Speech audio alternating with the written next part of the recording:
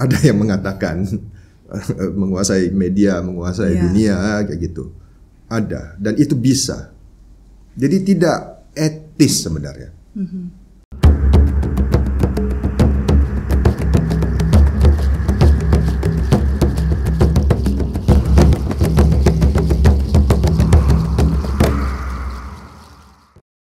Media massa memainkan peran yang sangat penting dalam kehidupan suatu negara. Bukan hanya turut membantu penyebaran informasi publik, tetapi juga turut membangun opini publik dan bahkan pemihakan kepada kebijakan tertentu. Seyogyanya, media massa dalam memainkan perannya harus berfokus kepada kebenaran dan akurasi tanpa ada tendensi tertentu. Namun sangat disayangkan kalau kita cermati pada saat ini begitu banyak media massa yang sudah menunjukkan keberpihakan pada pihak-pihak tertentu, dan ini tentu sangat dipengaruhi oleh adanya fenomena di mana media massa Indonesia sudah mengarah kepada konglomerasi, dan kita juga bisa melihat banyak kepemilikan media massa saat ini di mana pemiliknya juga merupakan ketua partai politik, dan tentu ini mengganggu independensi dan idealisme dari media. Dan oleh sebab itu, pada episode kali ini, Mikes Unggul Universitas Pancasila, kita akan membahas lebih dalam terkait hal ini. Kita sudah tahu bersama bahwa seharusnya media itu cover both sides supaya tidak terjebak pada trial by press. Dan telah hadir di studio bersama kita Bapak Ferry Namgyal yang merupakan praktisi media yang juga adalah mahasiswa di program studi ilmu hukum untuk Strata 3 ataupun program studi doktor. Selamat siang Pak Ferry. Selamat siang. Satu kehormatan Pak boleh hadir di sini, dan kami dengar Pak Ferry ini Mikester sudah aktif dalam dunia media sudah 7 tahun terakhir ya Pak. Kira-kira begitu. Jadi kalau hari ini Pak kita akan membahas tentang bagaimana keterlibatan media ya, mereka bercawe-cawe nggak untuk menghadapi Pilpres 2024 ini, dan mungkin ini akan kita kaitkan dengan rating versus etika ya Pak. Itu sensitif sekali dan sensitif itu berat sekali. Karena kita tahu bersama bahwa seharusnya media itu dikatakan tidak berpihak dan harus fokus kepada penyebaran informasi yang akurat dan benar, tapi pada nyatanya kalau kita cermati saat ini sepertinya ada banyak konflik of interest ya Pak, apalagi menjelang pemilu kalau kita kaitkan dengan politik. Menurut Bapak, bagaimana Bapak melihat fenomena ini yang terjadi di media Indonesia menjelang Pilpres saat ini? Ya itu realita ya. Realita, karena media itu diakui atau tidak ya hidup dari rating. Karena rating itu akan menentukan iklan, iklan itu menentukan pendapatan atau yang disebut cuan sekarang. Jadi yang diutamakan tentu saja yang paling duluan itu rating. Dalam perjalanannya yang namanya etika itu yang akan seharusnya menjadi koridor supaya tidak melanggar. Pemerintah memang sudah membuat aturan-aturan itu, namun ya pelaksanaannya kan multitafsir, banyak perdebatan. Ya pinter-pinter, kira-kira kan pinter-pinter. Kalau dari sisi praktisi media ya pinter-pinter. Etika selama tidak terlalu menyolok dilanggar, ya pinggir jurang ya istilahnya sekarang ya, jalan.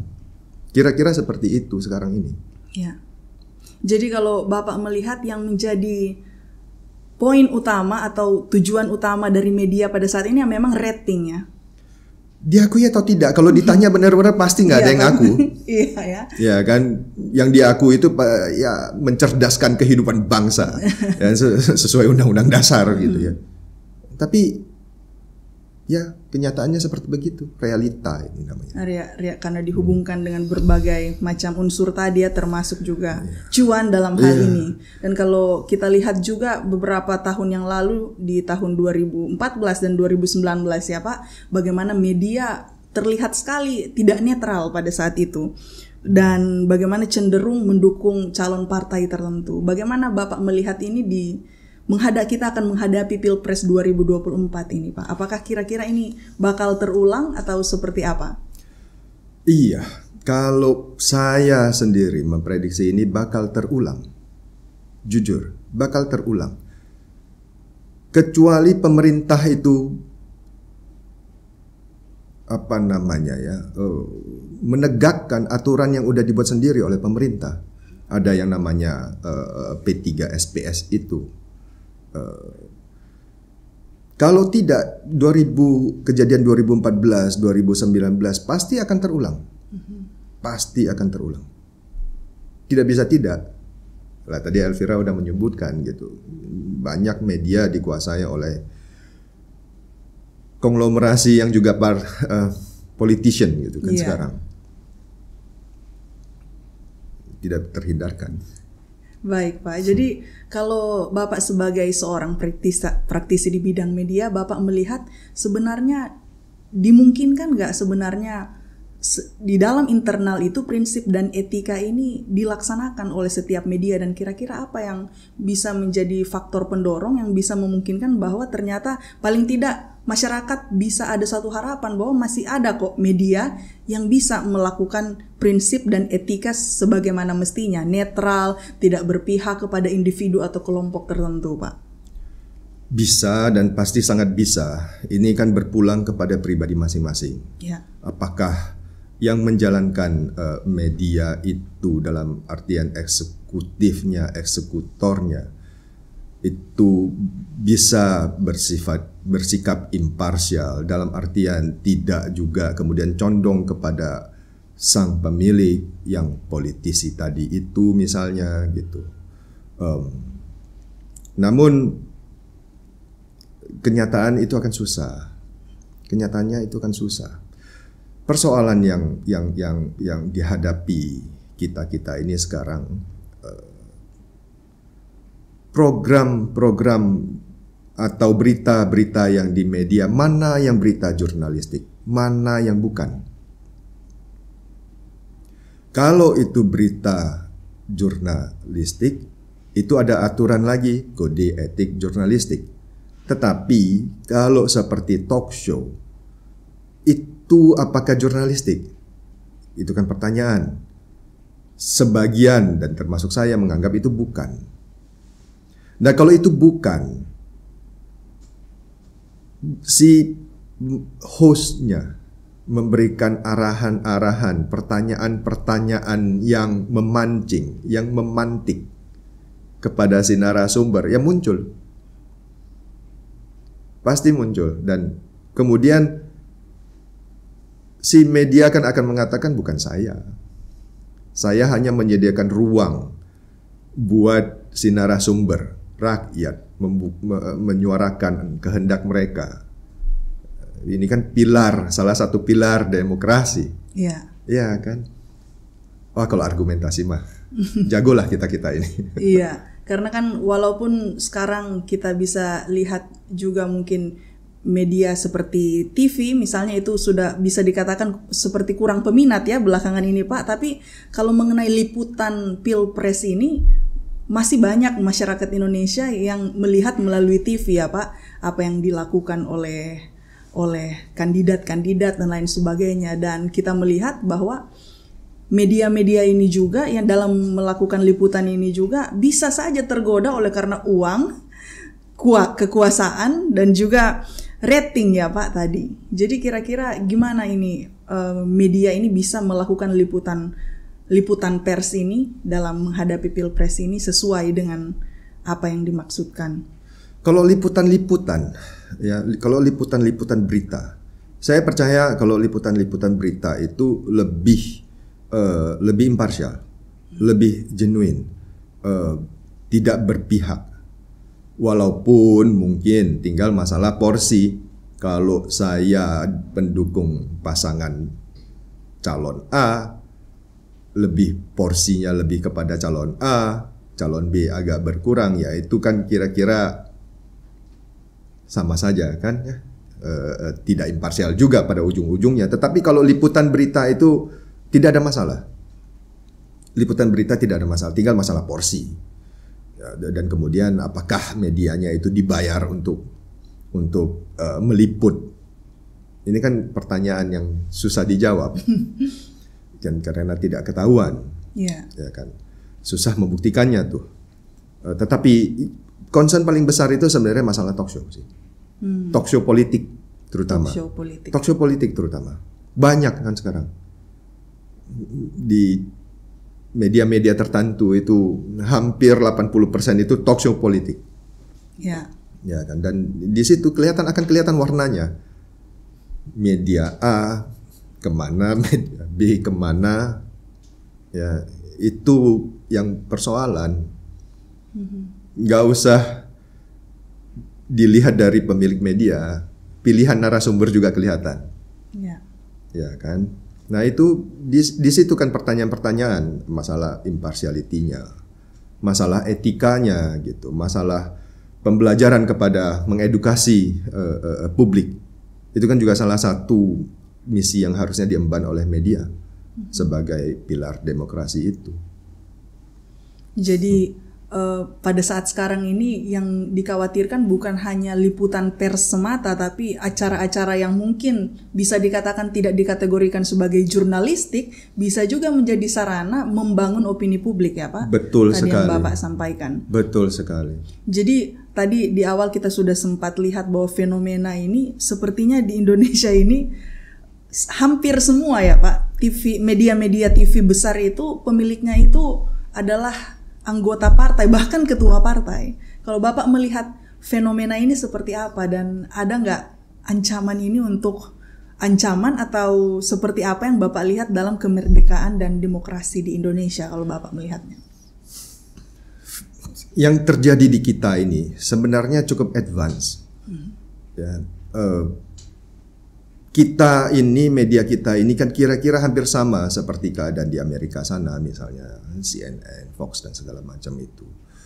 Problem kita adalah masyarakat kita tingkat edukasinya, mohon maaf, mungkin belum sampai di situ, belum bisa mengerti jargon-jargon dan nalar, logika, lompatan-lompatan argumentasi yang disampaikan oleh narasumber-narasumber itu. Mereka akan menelan mentah-mentah, dan itu yang kita khawatirkan. Terbentuk opini. Opininya benar tidak apa-apa, opininya salah, opini yang memang dikehendaki. Nah, itu problem. Itu terkadang bisa menimbulkan trial by the press yang tadi Elvira sebutkan itu. Ya. Caranya bagaimana? Dan ini kan realita kan seperti begini. Kan nggak mungkin kita mengatakan Anda politisi tidak boleh seperti begini, tidak boleh memiliki ini, tidak boleh memiliki itu, tidak boleh. Jadi menghadapinya bagaimana? Edukasi masyarakat dengan baik. Edukasi, pemerintah harus memainkan peranan. Ya. Kanal media yang dimiliki oleh pemerintah harus diaktifkan. TVRI, RRI. Ya memang tidak menarik siapa penonton TVRI, minta maaf TVRI. Tapi kan kenyataannya siapa? Pendengar RRI siapa? Ya minta maaf. Pemerintah harus come up dengan satu ide, satu kreativitas supaya itu menjadi penyeimbang, menjadi alat penyeimbang. Walaupun ada juga yang mengatakan pemerintah belum tentu juga dalam keadaan seperti begini itu imparsial. Presiden juga cawe-cawe. Kan timbul tuh. Yeah. Tapi satu-satunya jalan menurut saya rakyat, edukasi rakyat, memberi pemahaman kepada rakyat secara sederhana yang bisa dimengerti. Yang mana yang benar, yang mana yang salah. Hanya itu, tidak ada yang lain. Ya, jadi ini menjadi suatu gagasan baru juga buat kita untuk jangan juga kita sebagai masyarakat kayak seperti antipati. Oh kalau ketua partai beli ini kita seperti gak boleh gitu ya. Oh, iya. Padahal semua orang di negara ini bebas untuk. Benar. Iya. Tapi menjadi tanggung jawab pemerintah juga tadi Bapak sudah tekankan untuk edukasi masyarakat untuk tidak telan mentah-mentah apapun yang diperoleh ya Pak. Iya, dan ya selain pemerintah, ya semacam podcast ini, ini bagus untuk mengedukasi masyarakat. Diharapkan podcast seperti begini dari universitas-universitas, kampus yang punya ideologi, mengerti etika. Ini sangat amat diharapkan. Bukan podcast artis. Ya minta maaf ya. Kalau entertainment of course ya, pasti. Tetapi untuk mengedukasi masyarakat. Ya. Yang diharapkan ya dari kampus-kampus ini. Nah, saya berharap ini maju terus. Terima kasih Pak. Dan dihubungkan juga dengan topik yang tadi Pak. Jadi di Indonesia ini tentu kalau misalnya Bapak suka sesuatu ya Pak, nggak apa-apa dong Bapak share gitu kan, saya suka ini gitu. Nah bagaimana dengan kalau TV tertentu atau media tertentu ini bisa nggak sebenarnya berdasarkan aturan atau etikanya Pak, mereka menunjukkan keberpihakan? Apakah itu adalah sesuatu yang normal atau seperti apa? Karena tadi di awal kita sudah bilang bahwa di Indonesia ini seharusnya tidak boleh begitu medianya. Tapi kalau menurut Bapak sendiri seperti apa? Apakah memang dibolehkan untuk suatu media untuk bisa menunjukkan keberpihakan? Menurut saya, secara etika itu tidak boleh. Menurut saya. Kenapa? Karena media itu punya pengaruh terhadap masyarakat luas. Dia itu corong sampai ke pelosok-pelosok. Kalau dia melakukan hal-hal seperti itu akan membentuk opini publik. Dan itu kan tidak fair, tidak imparsial. Ya, kan kira-kira hampir sama seperti isu yang kemarin itu muncul, Presiden cawe-cawe dianggap tidak fair, tidak beretika, kira-kira seperti begitu misalnya. Kenapa? Karena kalau eksekutif tertinggi itu yang namanya presiden itu menyampaikan preferensinya, yang di bawah akan bergerak tanpa dia sadari. Kenapa? Pertanyaan kenapa paling besar? Minta maaf sekali lagi, kira-kira rakyat kita itu masih sebagian besar menganut faham feodalisme? Diakui atau tidak ada. Sehingga kalau presiden ngomong, apakah aparatur sipil negara ini paling bawah ada yang gak ikut? Bisa jadi ada oknum yang ikut menghalalkan segala cara. Sama juga dengan pers. Ini pilar keempat demokrasi toh. Dia membentuk opini rakyat, dia bisa menggerakkan rakyat, bisa menimbulkan revolusi. Ada yang mengatakan menguasai media, menguasai dunia kayak gitu. Ada, dan itu bisa. Jadi tidak etis sebenarnya. Jadi idealnya memang tidak sepatutnya itu dilakukan oleh media ya Pak? Tidak sepatutnya. Kode etik jurnalistiknya kalau saya tidak salah pun tidak boleh. Kayak misalnya mungkin nggak berpihak-pihak banget tapi liputannya tentang kandidat tertentu terus. Kandidat satunya lagi nggak pernah diliput. Porsi yang di ini kan ya. Tidak, tapi mungkin dibilang enggak, kami nggak berpihak. Tapi ya kita sebagai viewers melihat sepertinya kita ada. bisa merasakan. Ya kan, rasa itu kan ada. Penampilan calon A di media tertentu itu 50%, calon B 50% juga. Tetapi yang calon A itu kegiatan-kegiatan positif. Yang calon B itu hal-hal yang menimbulkan pertanyaan negatif dan segala macam, yang kontroversial dan segala macam. Kita bisa merasakan. Tetapi apakah semua rakyat kita mampu merasakan? Itu pertanyaan besar. Dan itu mengkhawatirkan. Lagi-lagi edukasi. Kemudian dalam hal ini mungkin kalau kita tahu Pak, mungkin tentang hal ini, alurnya ini dalam media ini diawasi oleh Dewan Pengawas ya Pak. Mungkin ada KPI, Dewan Pers, atau bagaimana Bapak melihat sejauh ini berfungsi nggak Dewan Pengawas ini di Indonesia dalam mengatur lalu lintas informasi yang diberikan ataupun yang diterima oleh masyarakat? Di era setelah demokrasi ya tentunya era reformasi, maaf. Setelah era reformasi itu ya tidak. Ya, sebelum era reformasi, iya. Tapi kan kita tahu kenapa. Banyak orang di bredel, Tempo di bredel dan segala macamnya. Tapi kan kita tahu kenapa ya kira-kira. Tetapi setelah zaman reformasi, tidak. Apakah kita pernah mendengar suatu stasiun televisi misalnya ditutup? Apakah kita pernah mendengar media cetak yang besar ya ditutup? Ya, kalau sejenis media apa yang namanya opor itu ditutup, ya itu beda ceritanya gitu. Ya, tapi media mainstream itu kan nggak pernah, tidak pernah. Apakah kelakuan media-media itu semuanya teratur, tertib dan sebagainya? Ada juga yang nakal, ada juga yang kena tegur. Dan sistemnya kan begini,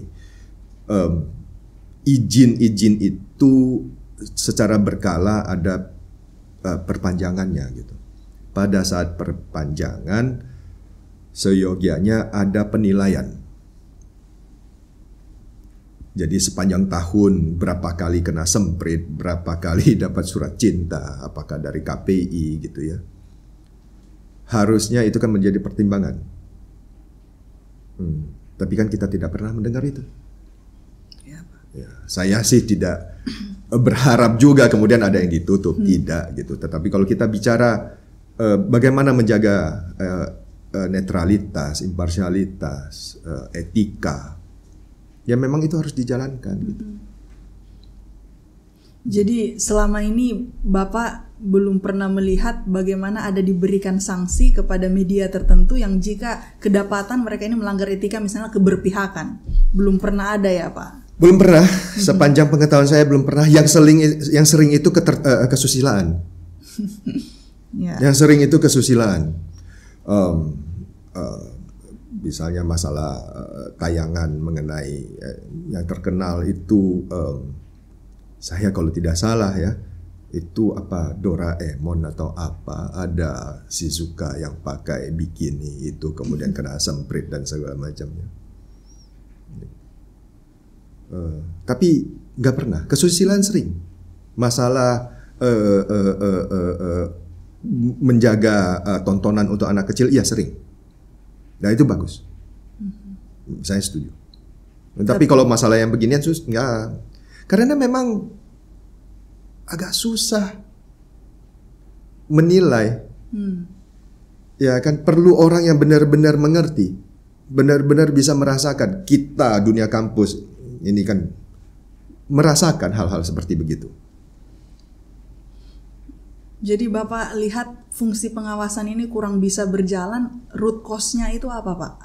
Akar permasalahannya dalam bidang politik ya Pak? Karena tadi Bapak sampaikan kalau keasusilaan ada ya, beberapa juga kemarin kasus-kasus artis tertentu memang langsung diblok dan lain sebagainya. Tapi kok tentang politik ini seperti sulit. Kalau dari pandangan Bapak melihat, Bapak amati, kira-kira penyebabnya itu apa sehingga fungsi pengawasan ini kurang bisa dijalankan, Pak? Itu pertanyaan pinggir jurang sekali itu.